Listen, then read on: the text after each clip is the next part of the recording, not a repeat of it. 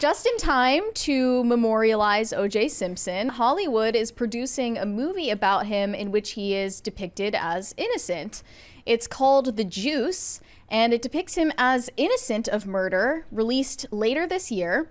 Owen Wilson was offered the role of the attorney Douglas McCann, but he told the director, if you think I'm going to take the lead role in a movie about how OJ didn't do it, you've got to be kidding me. But he was thinking about it. I'm sure he considered it. He's working enough that he doesn't have to worry. This isn't one of those instances like where your career is floundering. Yeah. And you're like, look, I'll just take whatever. Like Nick Cage back in the day. His was because he was so down and out on his taxes because Nicolas Cage is, of course, a tax hero. We celebrate tax heroes at this podcast, but he was behind on his taxes and he had to take whatever movies he could do to pay those off. So I sent you the link to the teaser trailer if we can react to that. It's a little bit disturbing, so trigger warning. What do you think came first? I guess the production of the movie before he passed away. I'm sure they might have been planning it for that moment, like when his death is announced, they're gonna announce the movie in like a tasteful 2-month waiting period. Actually, it's been like 2 weeks. Never mind. No, that's interesting. Like, look, when Astroworld happened, there was an Astroworld doc done like that weekend. Yes. Now that seems planned. Hulu is just like, get the editors on it. Let's go. Yeah. Here we go. Let's see. Okay. Make sure that we're on. Slack is pulled up there. There we go, and there. Here we go. Think of the real OJ.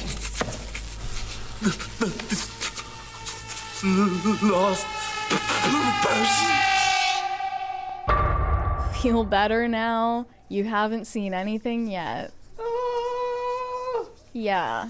I mean, so maybe the reason Owen Wilson said no is he saw that trailer and he's like, that CGI. It's a good choice for the actor, though. Yes, he is a more handsome version of OJ. Yeah. Also, I'm just going to point this out before we move on. I keep looking at the pictures of him with the gloves on. They look like they fit just fine.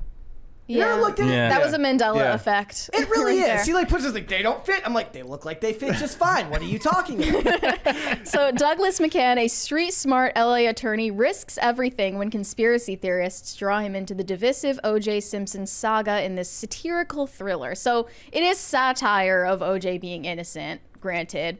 But I went to the website, and they're asking for fans to put in like their ideas for how they want to see OJ die and stuff like that. Like, it's literally a Google Doc where it's a survey. You put in your ideas for the movie. I guess they're not done making it yet. I love the idea that what it is OJ just keeps bumbling into this scene and everything's happening right before he gets there.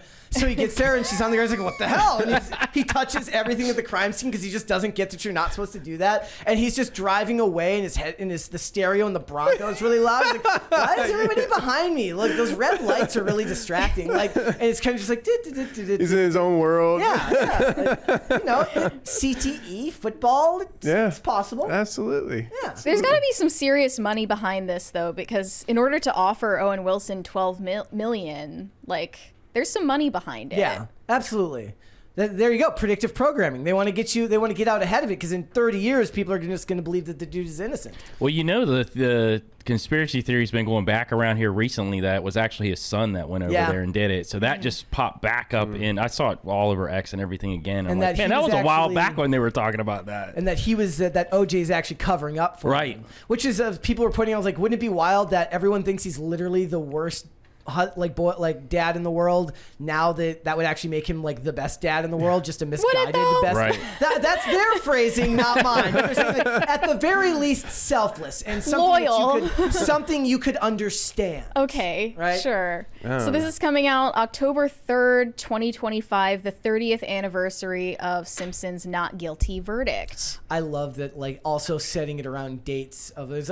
So they sold the Bronco recently, right after he died on the anniversary of it all happening, all planned. They're like, we were gonna wait, they said we were gonna wait until the 30th anniversary to sell it, but we decided with him dying that the value of it will never be so high, will never be higher. We're just gonna sell it now. And I just love the idea that that thing just sat in a garage somewhere, You know, probably not a garage. It probably sat in like a storage room. You know, perfectly climate controlled. They're like, look, the blood stains on the seat are exactly as we found them. Like none of it's coagulated at all. It's still got that deep red to it. It hasn't turned orange yet. Wow. Who bought it? I don't know who sold it. I think it's ended up selling for like 1.5 million or something like that. It was like Elon. Probably, I mean, there's a huge like cottage industry for death memorabilia, for celebrity death. What was it like? The plane, but was it Buddy Holly who died in a plane crash? Right? Like that, like the parts of that plane were sold off for like large amounts and things like that. So a lot of money to be made in the macabre.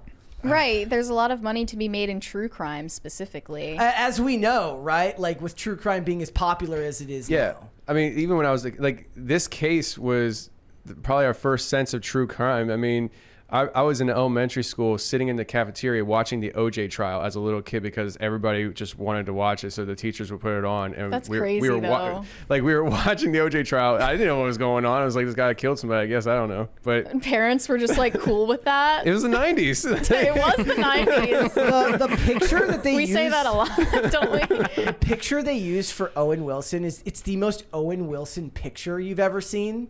Yeah. He's literally doing With his lips pursed like dog that. face. Yeah. They said of the meeting in Santa Monica, everybody loved the script. Owen Wilson's agent wanted him to do it. We offered him $12 million, but at the end of the lunch, he stood up and said, "You've got to be kidding me.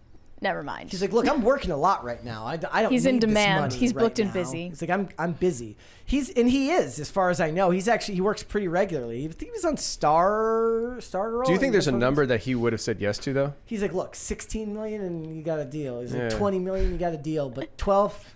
Yeah, for I mean, 12. 12 is like, man, that's life changing for me. But Yeah. I guess I mean, we ended up not covering it, but so his lawyer basically after his death, his lawyer came out and said that the Goldmans and the Simpsons and the Browns aren't going to get any money because he still owes them a ton of money because they lost the civil suit, despite being found I saw innocent that. criminally. Civilly, he was still liable, and he was getting a pension from the NFL as well as movies and stuff that he had done. And after saying he's like, they're not going to get shit. That's like his lawyer's like, they're not going to get anything because they came out trashing OJ after he died. Of course, why wouldn't they?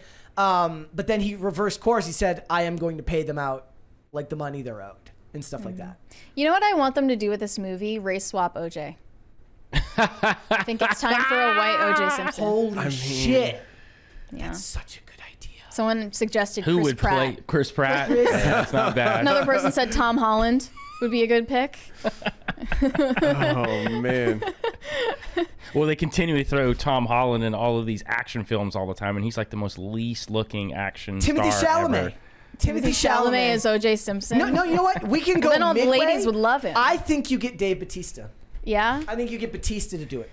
that would be yeah. That would be good. What other football players have got? Somebody says Tom Brady. There you go. 2 football players. That's perfect. Like But they found a really good actor. Like, he actually does bear a resemblance. Brock Lesnar. Brock. There you go. Brock Lesnar. OJ wasn't that wide, dude. OJ was not that. Oof, that's who could they get to do this? And a lot of people point out, they're like, look, Norm Macdonald wishes he could have come back for this. That Play a would be- lawyer? Yeah, that would be great. I would like to know in the chat, The Rock. The Rock could do it. Oh, yeah. The Rock could do it. I don't know who else you guys would But get. The Rock, like, his aversion to being seen as a bad guy is going to prevent him from doing it. I mean, a lot of, like, some actors, like Tom Cruise is kind of the same way. He's very picky about... Tom Cruise! He's not tall enough. Like, Tom Cruise is very picky about the villain roles that he takes, which he doesn't do that often, which is why I love the movie Collateral so much, because you finally get to see him be a bad guy. But you don't get to see him that much, but then he does it for the OJ Satire movie. I'm obsessed with the Don't- idea. The Rock though, isn't he now the bad guy in the WWE? With his comeback, he's Yes. Yes. supposed to the bad guy. Well, that's why it works, though, because he got to play against, and in wrestling, it's kind of more... He was also, like, when he came back, he's now, like, on the board of Endeavor, which now owns WWE, so he got a lot more creative freedom to do what he wanted to do when he came back. And he made his bones by being a bad guy and a cool good guy. Like even Yeah. when he was a good guy, he was known for being mean to people and talking shit. Yeah. That's why people I explained to Mary kind of the same way I say about who's the other one I say you can't understand it unless you grew up in that time period. The Rock and Will Smith? And Will Smith. You'll never Yeah. understand, like, unless you grew up in the early 90s, Yeah. you won't understand how cool Will Smith was. He was really cool. Will Smith, he could play OJ Simpson. It's not a race swap, but or they could get Jada. Get Jada to do it. That'd be great.